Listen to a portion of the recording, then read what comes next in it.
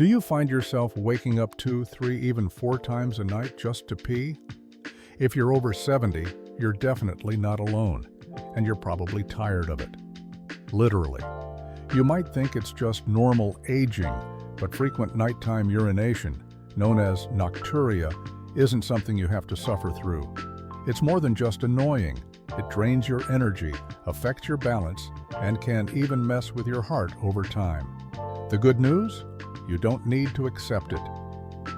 In today's video, I'm sharing 7 daily habits, yes, just 7, that can help reduce those nighttime trips and help you sleep more peacefully. These are practical things you can start doing today. No special equipment, no expensive products, and no extra pills. So if you're tired of tiptoeing through the dark at 3 a.m., stay with me.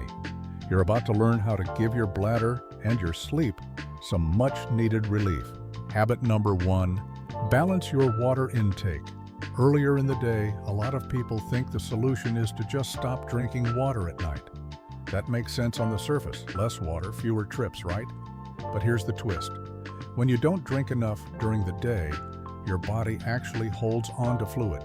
Then, guess when it finally decides to let it go? That's right.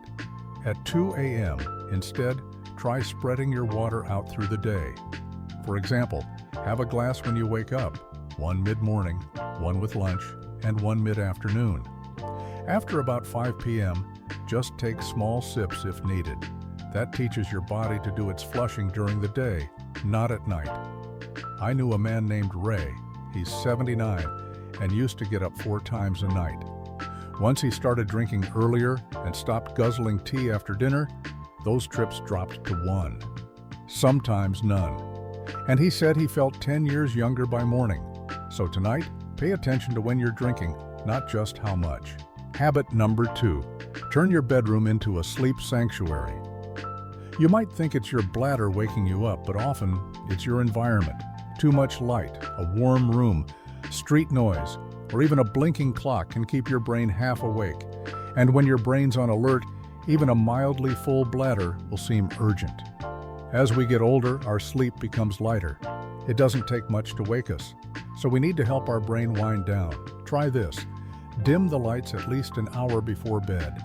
Set the room temperature to about 65 degrees. Cooler temps help the body relax. Use blackout curtains or cover that glowing alarm clock. And if silence isn't your thing, a soft white noise machine or a fan can help block distractions.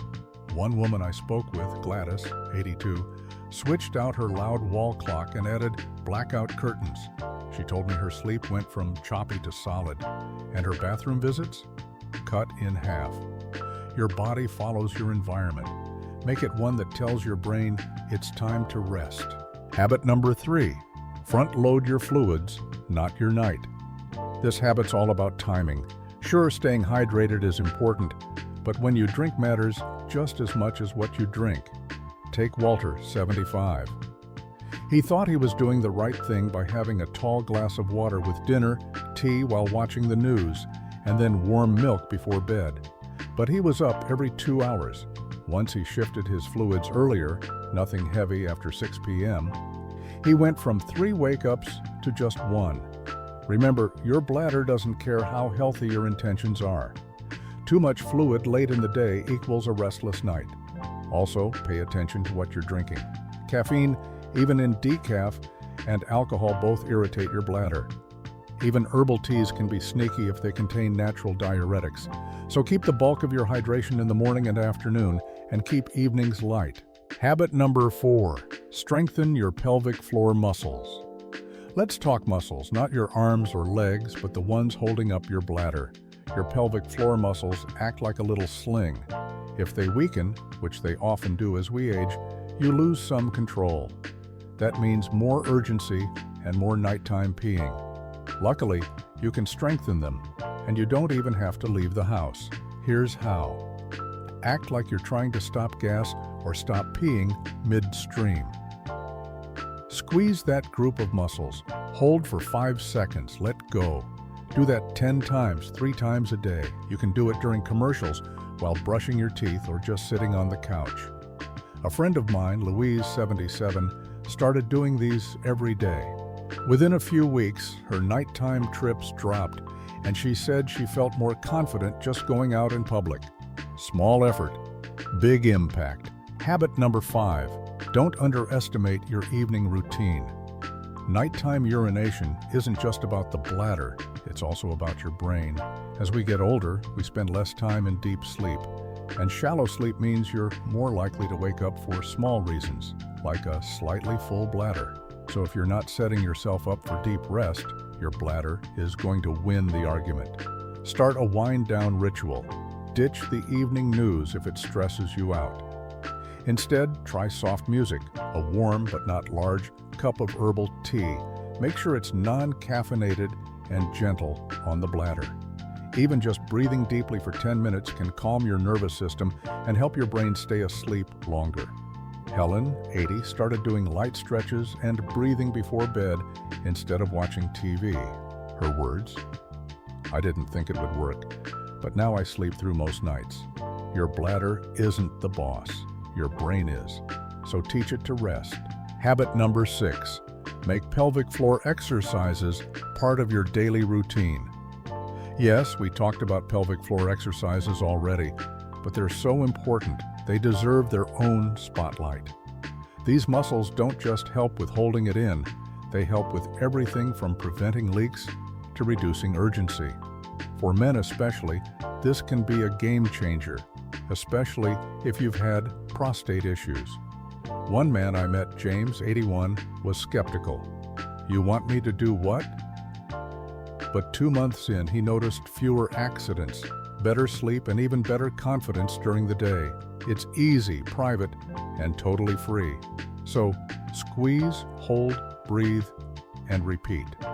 Do it while waiting for your toast or riding in the car. Over time, these small moves can mean the difference between waking up once or 4 times. Habit number 7, send your body the right signals before bed. Let's wrap this up with one of the most underestimated tricks, a relaxing, reliable bedtime routine. If your mind is racing or your evening habits are chaotic, your body stays in alert mode. That means you'll wake up at the slightest nudge from your bladder. So give your body clear signs that it's time to shut down. Turn off bright lights, read something light, journal your thoughts. Even 5 minutes of quiet time can make a difference.